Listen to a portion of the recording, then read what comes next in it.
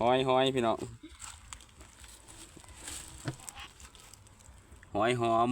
อมทุกคนนี่เห็นบ่นี่นะคนเก็บ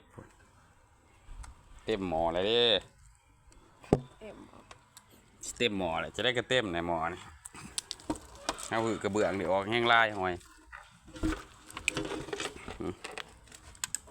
เหลือก็มี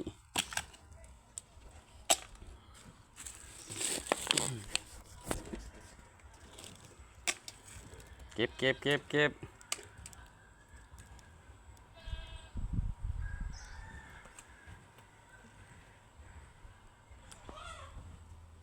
จะได้มันเขาเบิดเนาะมันหอนเนาะ